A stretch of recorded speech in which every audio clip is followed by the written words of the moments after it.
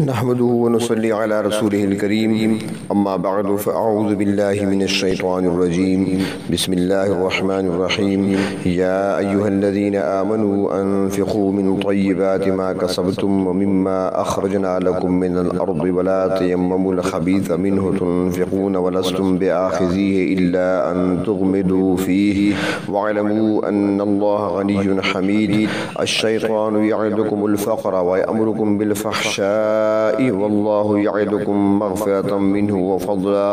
والله واسع عليم صدق الله مولانا العظيم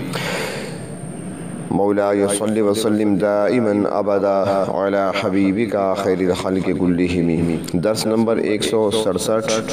اور سورۃ البقرہ کی آیت نمبر 267 اور 268۔ صدقات کے قبول ہونے کے متعلق 3 شرائط کا ذکر پہلے بیان ہوا کہ اللہ کے راستے میں خرچ کرنے پر احسان نہ جتلایا جائے، جس کو کچھ دیا ہے اللہ کی رضا کے لیے ہونا چاہیے، اسے کوئی تکلیف نہ پہنچائی جائے، اور خرچ کرنے میں ریا شامل نہ ہو، یعنی احسان نہ جتلانا، تکلیف نہ پہنچانا اور ریاکاری سے پرہیز، خالص نیت کے ساتھ اللہ کی رضا کو مد نظر رکھتے ہوئے خرچ کرنا چاہیے۔ اور اگر یہ چیزیں موجود ہوں گی، احسان جتلانا ہے، تکلیف پہنچائی ہے یا ریاکاری شامل ہو گئی، تو فرما دیا کہ صدقہ باطل ہو جائے گا، خیرات باطل ہو جائے گا، اور بجائے ثواب کے دینے والا گنہگار ہوگا اور الٹا وبال میں پڑ جائے گا۔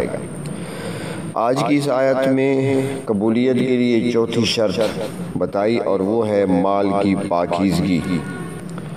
کہ اللہ رب العزت کی راہ میں پاکیزہ اور عمدہ مال خرچ کیا جائے،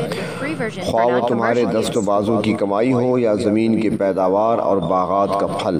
معدنیات ہوں یا فیکٹریوں اور کارخانوں کی مصنوعات، نکمی، بوسیدہ، سڑی ہوئی اور ردی چیزیں اللہ کی راہ میں دے کر خانہ پوری مت کرو۔ ایسا کر کے تم اللہ کو ہرگز دھوکہ نہیں دے سکتے۔ اللہ رب العزت طیب اور پاک ہیں، وہ صرف پاکیزہ مال ہی قبول کرتے ہیں۔ حالت یہ ہے کہ یہی بوسیدہ اور ردی چیزیں اگر خود تمہیں دی جائیں تو تم کبھی بھی لینے کے لیے آمادہ نہیں ہوگے، بلکہ عین ممکن ہے کہ تمہیں یہ حرکت بڑی ناگوار گزرے۔ البتہ اگر تم چشم پوشی کر جاؤ تو الگ بات ہے۔ جو چیز تم اپنے لیے پسند نہیں کرتے، وہ اپنے دوسرے مسلمان بھائی کے لیے کیوں کر پسند کرتے ہو؟ تمہیں یہ بات ہمیشہ ذہن میں رکھنی چاہیے کہ اللہ رب العزت تمہارے مال و دولت سے بے نیاز ہے، وہ تمہارے تحفوں اور ہدایہ کا ہرگز محتاج نہیں، وہ تو محض تمہارے ہی فائدے کے لیے تمہیں انفاق کا خرچ کرنے کا حکم دیتا ہے، اور وہ اپنے سارے کمالات، احسانات اور اقوال و افعال پر تعریفوں کا مستحق ہے۔ حدیث شریف میں آتا ہے، ایک مرتبہ جناب نبی کریم صلی اللہ علیہ وسلم اپنے گھر تشریف لائے، دیکھا حضرت عائشہ صدیقہ رضی اللہ تعالی عنہا کے ہاتھ میں ایک سکہ ہے، ایک درہم ہے جو کہ زنگ آلود ہو چکا تھا، اس کو دھو رہی ہیں اور ریت کے ساتھ اسے مانجھ رہی ہیں، اسے چمکانے کی کوشش میں لگی ہوئی ہیں۔ اللہ کے رسول صلی اللہ علیہ وسلم نے ارشاد فرمایا، عائشہ اس درہم کو، اس سکے کو کیوں اتنا مانجھ رہی ہو، صاف کر رہی ہو؟ جواب میں عرض کرتی ہیں کہ آپ نے ہی تو فرمایا تھا کہ جب بندہ اللہ کے راستے میں چیز دیتا ہے تو وہ مستحق کے ہاتھ میں بعد میں پہنچتی ہے، اللہ کے ہاتھوں میں پہلے پہنچ جاتی ہے۔ تو میں چاہتی ہوں کہ جب یہ سکہ، یہ درہم اللہ کے ہاں پہنچے تو میلا نہ ہو، بلکہ چمکتا ہوا ہونا چاہیے، صاف ہونا چاہیے۔ یہ انداز تھا ان لوگوں کا اللہ کے راستے میں خرچ کرنے کا۔ تو ارشاد فرمایا، یا ایھا الذین آمنوا انفقوا من طیبات ما کسبتم، اے ایمان والو خرچ کرو پاک اور ستھری چیزیں جو تم نے کمائی ہیں۔ گویا قبولیت صدقہ کے لیے شرط ہے کہ صاف ستھری اور بہتر چیز اللہ کے راستے میں دی جائے۔ مفسرین کرام طیبات کی تفصیل میں 2 چیزیں بیان فرماتے ہیں۔ پہلی چیز یہ ہے کہ جو مال اللہ کے راستے میں خرچ کیا جا رہا ہے وہ حلال کا ہو، جائز ذریعوں سے حاصل کیا گیا ہو، حرام مال سے ادا کردہ صدقہ قابل قبول نہیں۔ مثلا کوئی شخص اگر چوری ڈاکہ یا رشوت کا مال صدقہ کرتا ہے تو اللہ رب العزت کی بارگاہ میں کیسے قبولیت پا سکتا ہے، بلکہ ایسا کرنے سے انسان الٹا گنہگار ہوگا۔ مسند احمد کی روایت میں ہے کہ جو شخص حرام کمائی کی خوراک کھائے گا یا لباس پہنے گا، نہ اس کی عبادت قبول ہوگی نہ اس کا صدقہ و خیرات قبول ہوگا، اور اگر ایسا شخص مر گیا اور اپنے پیچھے مال چھوڑ گیا تو وہی مال اس کے لیے جہنم کا زاد راہ ہوگا۔ اللہ رب العزت ہماری حفاظت فرمائے اور ہمیں رزق حلال نصیب فرمائے۔ بعض چیزیں تو شرعاً قطعی حرام ہیں اور بعض مشتبہ ہوتی ہیں۔ مشتبہ مال کی خیرات بھی درجہ قبولیت کو نہیں پہنچتی، کیونکہ واضح حکم موجود ہے کلو مما فی الارض حلالا طیبا، یعنی حلال اور پاکیزہ چیزیں کھاؤ، حرام سے پرہیز کرو۔ اور طیب کا دوسرا مفہوم یہ ہے کہ جو چیز بھی صدقہ میں دی جا رہی ہے وہ اعلیٰ قسم کی ہو اور بہتر ہو، نکمی اور ردی چیز نہیں ہونی چاہیے، اور یہ بھی نہیں ہونا چاہیے کہ اچھی چیز اپنے لیے رکھ لی جائے اور کم تر چیز صدقات و زکوٰۃ میں دے دی جائے، یہ بھی مناسب نہیں۔ حدیث شریف میں آتا ہے، ترمذی شریف میں ہے، حضرت براء بن عازب رضی اللہ تعالیٰ عنہ سے روایت ہے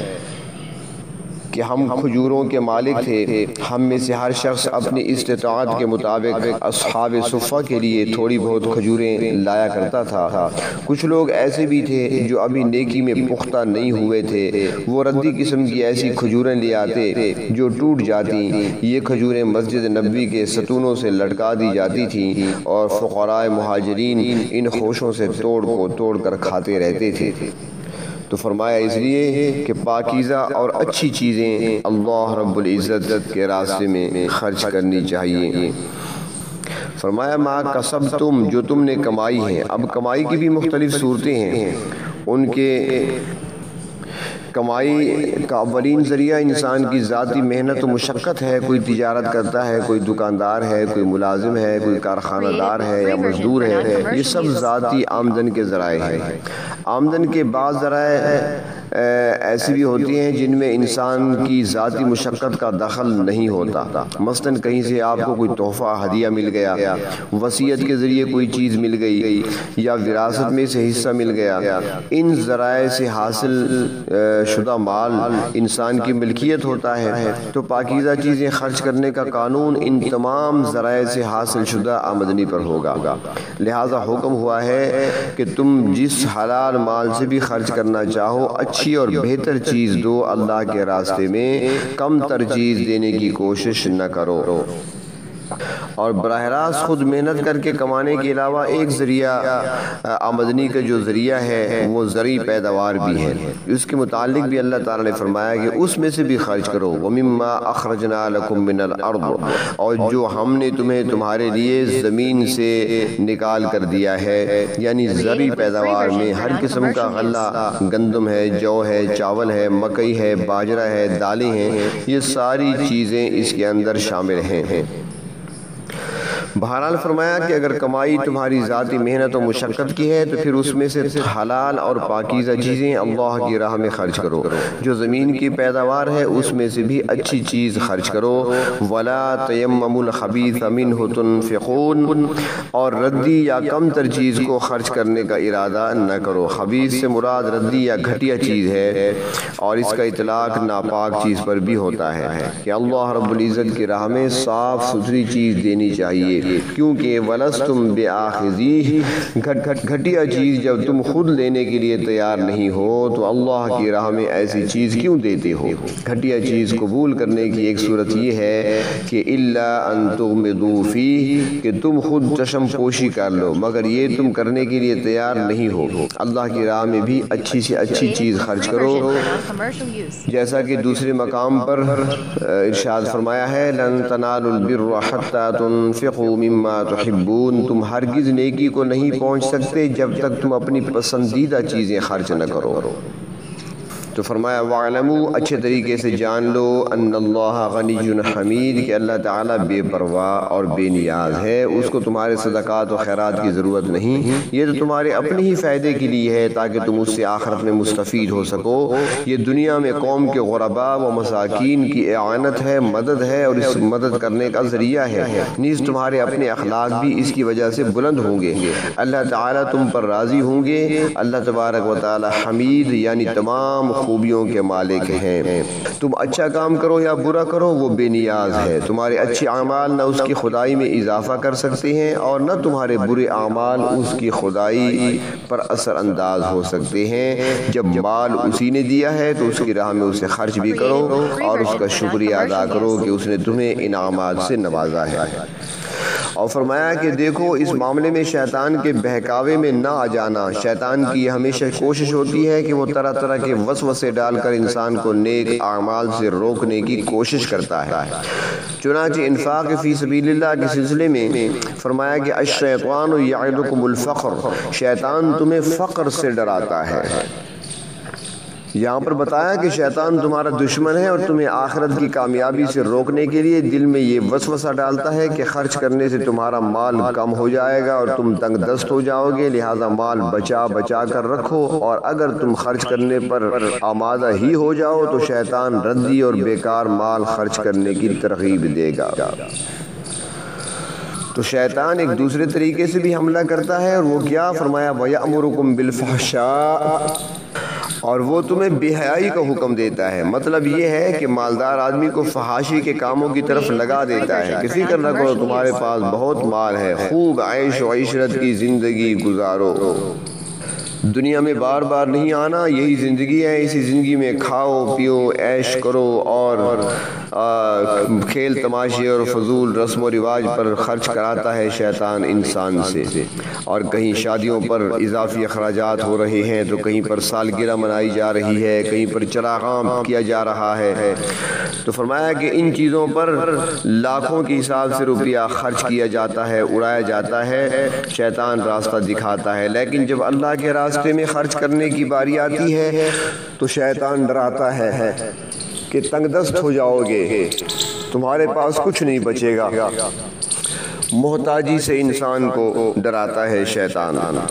فرمایا واللہ یعدکم مغفرۃ منہ وفضلا، اور اللہ تبارک و تعالی تم سے مغفرت اور فضل کا وعدہ کرتا ہے اگر اس کے حکم کے مطابق اس کے راستے میں خرچ کرو گے تو اللہ تعالی تمہارے گناہ معاف فرما دے گا، دنیا میں بھی برکت عطا فرمائے گا،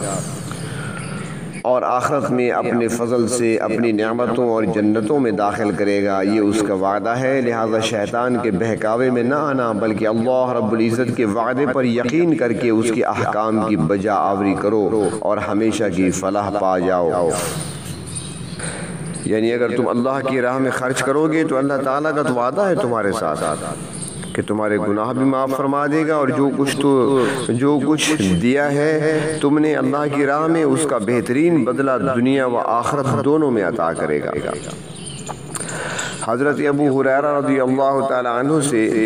روایت ہے مشکات شریف میں، فرماتی ہیں کہ رسول اللہ صلی اللہ علیہ وسلم نے ارشاد فرمایا روزانہ جب صبح ہوتی ہے تو دو فرشتے نازل ہوتے ہیں، ان میں سے ایک کہتا ہے کہ اے اللہ خرچ کرنے والے کو اس کے بدلے مزید عطا فرما، اور دوسرا کہتا ہے یا اللہ روکنے والے کا مال ضائع فرما۔ ایک دوسری روایت ہے جامع ترمذی شریف جلد 2 میں حضرت ابو ہریرہ رضی اللہ عنہ سے روایت، فرمایا کہ رسول اللہ صلی اللہ علیہ وسلم نے ارشاد فرمایا سخی اللہ تعالیٰ سے قریب ہے، جنت سے قریب ہے، لوگوں سے قریب ہے، دوزخ سے دور ہے، اور بخیل اللہ تعالیٰ سے دور ہے، جنت سے دور ہے، لوگوں سے دور ہے، دوزخ سے قریب ہے، اور اللہ تعالیٰ کو جاہل سخی عبادت گزار بخیل سے زیادہ محبوب ہے۔ اللہ رب العزت ہمیں بخل سے سے محفوظ فرمائے۔ فرمایا واللہ واسع علیم، اللہ تعالیٰ بڑا ہی وسعت والا ہے، اس کے خزانے بہت وسیع ہیں، وہ اپنے بندوں کو مایوس نہیں لوٹاتا بلکہ انہیں دگنا چگنا عطا کرتا ہے، وہ ہر چیز کو جاننے والا بھی ہے، علیم بذات الصدور بھی ہے، تمہاری نیتوں سے واقف بھی ہے، جس قدر اخلاص تمہارے دلوں میں موجود ہوگا اللہ تعالیٰ اس کے مطابق بڑھا چڑھا کر تمہیں عطا فرمائیں گے۔ وآخر